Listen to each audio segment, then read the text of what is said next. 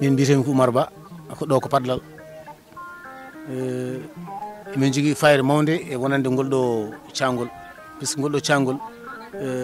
ene gas minen pallana taw emin lelkinini kono komin lelkinini ko minen ko ene jogori bonnande min hunde beele ko hikka tan meeɗi wade ni walla ala kala nde e ndungu ari e wayatnda ni ɗiɗo duuɓi woni duuɓi ɗi hikka waɗi ɗiɗi hikka waɗi laabi ɗiɗi ko ene naata ha wayanda ni hamin kula kadi saaha foof ene naata kono ɗiɗo duuɓi ɗiɗi kam ɓuuri hulɓinade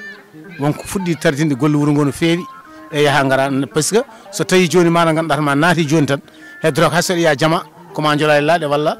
ma taroɗa ɗo ɓuuri woɗɗude guila nden faade joni état o hay batte ala ko waɗi hen min kalni sous préfet min kalni préfet ari même ari ha ɗo kono wiyata min tan ko ene gadda sakuji min mbaɗa hen sac noon wawa jogade ɗum ɗo minen kay min jittan gollede puisque ɗum ɗo diwi juuɗa men minen ala komin mbawi hen hay batte so état wallani min ala komin mbawi hen hay batte mbawmi haalde ngol borgol sogol faaba hamin jiiɗi laamu walla min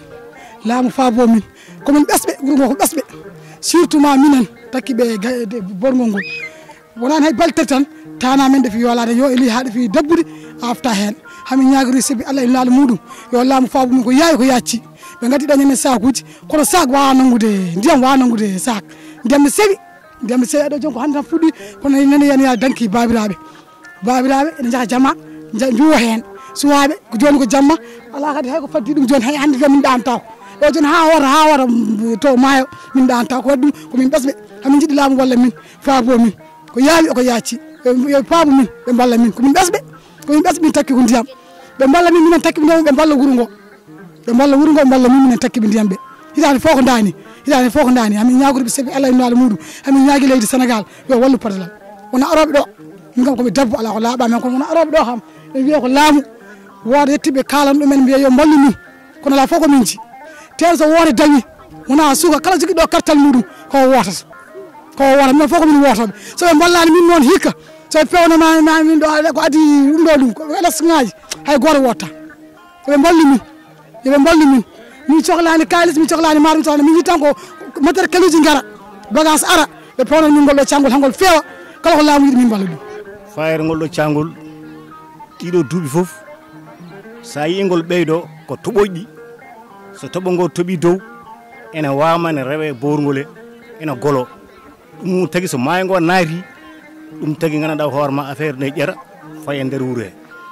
ko on probléme min jogui surtout noon toɓoƴƴi on eɓe gara ɗo eɓe mbiya mbaɗi e sahuji kono minen kam yiyendamen sahuji mbawa jaggude borngol ngol min jiɗi tan koɓe gara ƴeewa kaaƴe ƴeewa godoron ko wayno grillage ɓe pala hakkude e on sanga kala ko fitta e wuuro he adde waɗe nder borngol he ƴeewe so tawi ɗum ɗo ne wawi darnude ɗum minen min jittan ko minen génération wuuro ngo min ndenda min daro min kollita laamu ngu wonde borngol ngol nena bonna wuuro ngo ɓe mballa min e peeje ɓe gara min jante mabɓe so tawi ɓe mbaɗi grillage ɓe mbaɗi hen kaaƴe minen min ƴeewa peeja men ko wayno courjure en e leɗɗe en min gara min mbaɗi hen beele borngol ngol wawi darade bandiraɓe hande gonɗen ɗo hen koye Padlal wuuro Siré Diye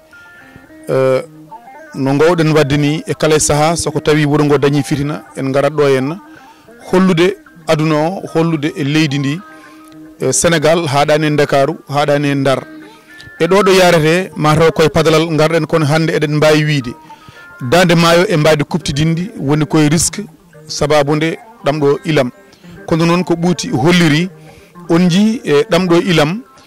koɗam fuɗɗi hanki tan femde hande ko métre uji kewɗi so tawi noon ɗum falaka ene wawi jibinde fitina e dendagal dande maayo e mbadi kuptidindi ɗum noon erago ngo fayi ko e ɓeɓe ganduɗa kañumen goni ardiɓe leydi ndi ko gonga wuro wonko wawi ligganade hoore mum wonko wawi waɗande hoore mum kono won caɗele ko état wawi darade hen ko état wawi liggade ɗum kono kadi wuro e hoore mum wonko foti wawde ligganade hoore mum eɗen ɓooyi wiide ngol ɗo borngol wona hande ngol fuɗɗi nde ngol fuɗɗi nde mataw ko métre ha métre uji ɗiɗi ɓe ganduɗa ko Padlal naɓe e koye mumen kañumen e koye mumen soko tawino jimbitino hen fulla e fayida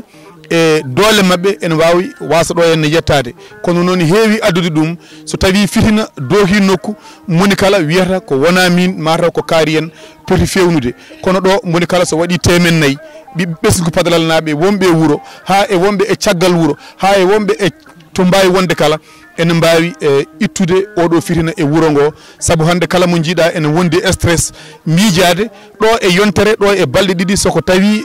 ndiyam ɗam daraki ene wawi jibinande wuuro ngo fitina kono noon enen kam mbiyeten tan ko laamu o ɗo ɗo yarete caggal kamɓe jiimi e ɓesgu leydi ndi kamɓe goni renoɓe kisal ɓiɓɓe leydi ndi yoɓe tello e dande maayo e mbadi kuptidindi hande woni koye tampere mawde woni koye fitina woni koye fayre ɗum noon Vindere TV le monde en miniature.